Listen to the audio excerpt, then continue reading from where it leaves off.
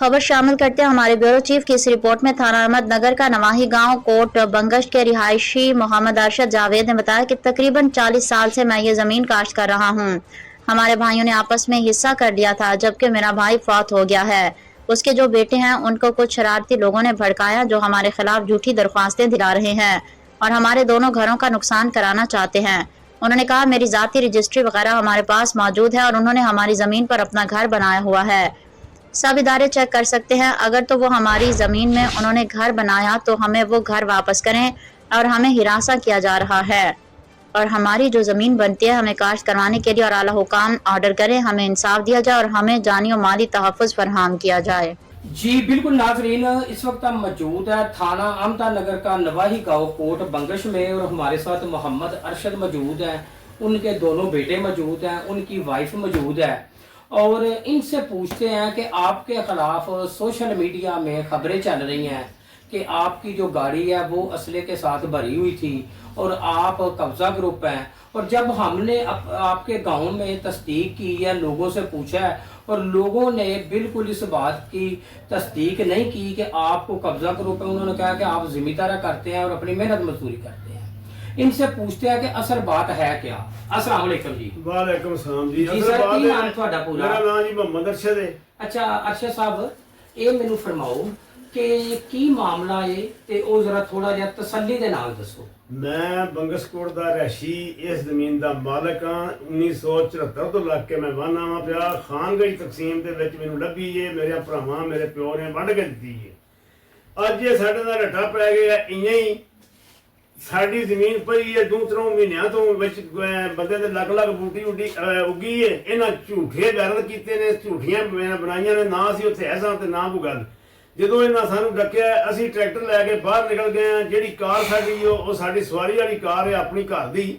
ਉਹਦੇ ਵਿੱਚ ਕੋਈ ਇੱਕ ਬੰਦੇ ਤੋਂ ਵੀ ਵੱਧ ਕੋਈ ਬੰਦਾ ਨਹੀਂ ਸੀ ਤੇ ਨਾ ਉਹਦੇ ਵਿੱਚ ਕੋਈ ਅਸਲਾ ਸੀ। ਅਸੀਂ ਮਤਲਬ ਇਸ ਗੱਲ ਦਾ ਨਿਆਂ ਦੇਣ ਨੂੰ ਤਿਆਰ ਹਾਂ ਕਿ ਸਾਡੀ ਗੱਡੀ ਦੇ ਵਿੱਚ ਅਸਲਾ। ਪੁਲਿਸ ਨੇ ਸਾਰੀ ਚੈਕਿੰਗ ਕਰ ਲਈ, ਉਹਦੇ ਚ ਕੋਈ ਐਸੀ ਚੀਜ਼ ਬਰਾਮਦ ਨਹੀਂ, ਕੋਈ ਬਰਾਮਦ ਨਹੀਂ ਹੋਈ ਜੀ। ਪੁਲਿਸ ਨੇ 4 ਸਵੇਰੇ ਫਿਰ ਕੇ ਪੂਰੀ ਤਸੱਲੀ ਕੀਤੀ ਹੈ।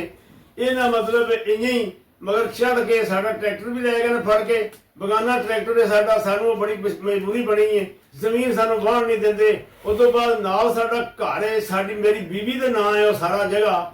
ਇਹ 3 ਕਨਾਲ ਤੇ 14 ਮਰਲੇ, ਜਿਹੜਾ ਕਿ ਮਤਲਬ ਇਹ ਵੀ ਇਹਨਾਂ ਵਿੱਚੋਂ ਮਕਾਨ ਇਹ 1.5 ਕਨਾਲ ਦੇ ਵਿੱਚ ਮਕਾਨ ਬਣਾਏ ਹੈ। ਉਹ ਮਕਾਨ ਸਾਡਾ ਹੈ, ਇਹਨਾਂ ਨਹੀਂ ਬਣਾਇਆ, ਹੈ ਹੀ ਸਾਡਾ।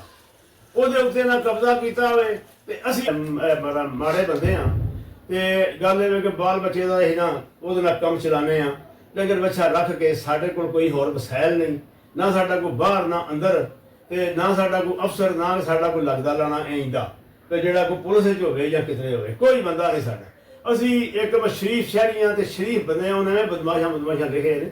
ਅਸੀਂ ਤਾਂ ਜਿੱਦਣ ਦਾ ਇਹਨਾਂ ਕੰਮ ਸ਼ੁਰੂ ਕੀਤਾ ਅਸੀਂ ਘਰੋਂ ਹੀ ਨਹੀਂ ਨਿਕਲੇ। ਅਸੀਂ ਕਿਸੇ ਥਾਣੇ ਨਹੀਂ ਗਏ ਜਿੰਨਾ ਚਿਰ ਥਾਣੇਦਾਰ ਸੱਦਿਆ ਨਹੀਂ। ਅਸੀਂ ਮਤਲਬ ਇਹ ਵੀ ਕਿਸੇ ਬੰਦੇ ਨੂੰ ਜਾ ਕੇ ਨਹੀਂ ਆਖਿਆ। ਅਸਾਂ ਆਖਿਆ ਵੀ ਮੇਰੇ। ਅੱਛਾ ਸਰ, ਹੁਣ ਜਿਹੜੀ ਤਕਰੀਬਨ 3 ਮਾਹ ਹੋ ਗਏ ਨੇ ਲੋਕਾਂ ਨੇ ਆਪਣੀਆਂ ਕਣਕਾਂ ਵੱਢ ਲਈਆਂ। ਹਾਂਜੀ। ਉਸ ਤੋਂ ਬਾਅਦ ਜਿਹੜੀ ਲਾਭ ਹੈ ਮੂੰਜੀ ਹੈ ਉਹ ਉਹਨਾਂ ਲਗਾ ਲਈ ਹੈ। ਹਾਂਜੀ। ਤੇ ਤੁਹਾਡੀ ਜਿਹੜੀ ਜ਼ਮੀਨ ਹੈ ਉਹਦੀ ਕੀ ਪੋਜੀਸ਼ਨ ਹੈ? ਸਾਡੀ ਜ਼ਮੀਨ ਸਾਰੇ ਜਿਉਂ ਕਣਕ ਵੱਢੀ ਗਈ ਹੈ ਨਾ, ਅਸੀਂ ਲੱਗੇ ਹਾਂ ਵਾਹਣ ਦੇ ਨਾਲ ਡੱਕ ਛੱਡੇ ਰਹੇ ਹਾਂ, ਵੰਡ ਕੇ ਦਿੱਤੀ ਏ। ਉਹ ਜਿਵੇਂ ਵਗਦੀ ਹੈ ਵੀ ਉਸ ਤਰ੍ਹਾਂ ਵਗਦੀ ਰਹਿ। ਨਹੀਂ ਤੇ ਸਰ ਇਹ ਤੁਹਾਨੂੰ ਕੋਲ ਤਕਰੀਬਨ 30-40 ਸਾਲ ਹੋ ਗਏ ਨੇ ਤੁਸੀਂ ਇਸ ਜ਼ਮੀਨ ਨੂੰ ਕਾਸ਼ਤ ਕਰ ਰਹੇ ਹੋ। ਹਾਂਜੀ।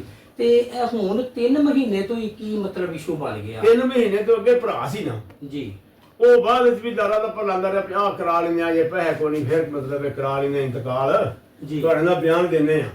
ਹੁਣ ਉਹਦੇ ਨੇ ਪੁੱਤਰ ਉਹ ਅਸੀਂ ਦੇ ਅਤਰੈ ਕੋਲ ਨੂੰ ਤੁਹਾਡੇ ਕੋਲ ਬੈਠੇ। ਸਾਨੂੰ ਤਾਂ ਪਤਾ ਚੱਲਿਆ ਸੀ ਕਿ ਉਹ ਭਤੀਜੇ ਤੁਹਾਡੀ ਬੜੀ ਤਾਬੇਦਾਰੀ ਕਰਦੇ ਨੇ। ਤੇ ਕੀ ਵਜ੍ਹਾ ਬਣ ਗਈ ਕਿ ਉਹ 3 ਮਹੀਨੇ ਤੋਂ ਹੁਣ ਤੁਹਾਡੇ ਖਿਲਾਫ ਹੋਏ ਨੇ? ਕੋਈ ਐਸਾ ਸ਼ਰਾਰਤੀ ਬੰਦਾ ਤੇ ਨਹੀਂ ਜਿਹੜਾ ਕਿ ਤੁਹਾਨੂੰ ਦੋਵਾਂ ਘਰਾਂ ਨੂੰ ਲੜਾਉਣਾ ਚਾਹੁੰਦਾ ਹੈ? ਉਹਨਾਂ ਦੇ ਵਿੱਚ ਕੋਈ ਸ਼ੈਤਾਨ ਹੀ ਬੜੇ ਆ ਤਾਂ ਇਹ ਕੰਮ ਨਹੀਂ ਤੇ ਉੱਤਾ ਪਿਆ ਲਾ ਸਨ। ਇਹ ਨਹੀਂ ਮੈਂ ਆਂਦਾ ਕੋਈ ਮੇਰੇ ਨਾਲ ਅੱਜ ਜ਼ਿੰਦਗੀ ਵੀ ਅੱਗੇ ਨਹੀਂ ਕੋਈ। ਠੀਕ ਹੈ। ਅੱਜ ਤੱਕ ਵੀ ਜੋ ਮੈਂ ਉਹਨੂੰ ਆਖਿਆ ਉਹ ਹੀ ਉਹਨੇ ਮੰਨੇ ਨੇ, ਉਹ ਹੀ ਕਰਦੇ ਰਹੇ ਨੇ। ਇਹ ਹੁਣ ਕੋਈ ਸ਼ੈਤਾਨ ਵਿੱਚ ਵੜ ਗਏ ਆ ਸਿਰ ਲਾਲਚ ਚ ਵੀ ਇਹ ਜਿਹੜੀ 6-7 ਕਨਾਲ ਜ਼ਮੀਨ ਹੈ ਸਾਨੂੰ ਲੱਭੇ। ਤੁਸੀਂ ਇਹੀ ਚਾਹੁੰਦੇ ਹੋ ਕਿ ਮੈਰਿਟ ਤੇ ਇਨਕੁਆਇਰੀ ਹੋਣੀ ਚਾਹੀਦੀ? ਮੈਰਿਟ ਤੇ ਇਨਕੁਆਇਰੀ ਹੋਵੇ ਵੀ ਜਿਹੜੀ ਸਾਡੇ ਨਾਂ ਵਾਹਨੇ ਆਪਾਂ ਸਾਨੂੰ ਲੱਭੇ ਤਾਂ सही।